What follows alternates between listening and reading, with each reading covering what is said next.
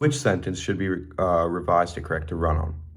So let's just look at all the sentences. Sentence 1. In September 2016, the National Museum of African American History and Culture opened as part of the Smithsonian Institution.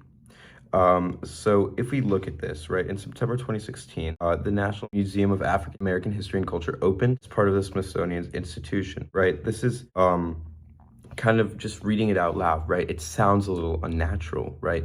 Well, here, right, we're talking about the National Museum of African American and Culture. So now, it's just a little weird to kind of bring this in here, right? Because this is not really non-essential information. Here it says the National Museum of African American History and Culture open, right? The museum is already the Smithsonian's third most popular site.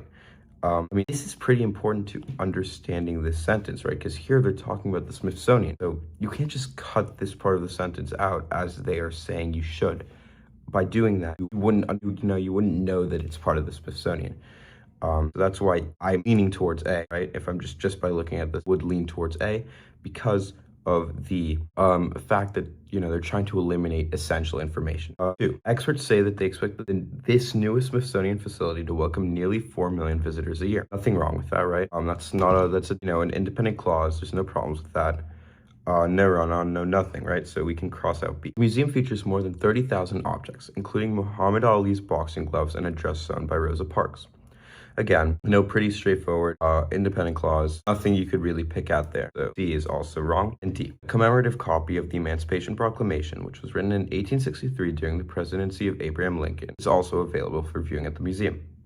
Well, again, I mean, there's nothing really wrong here. It's just an independent clause.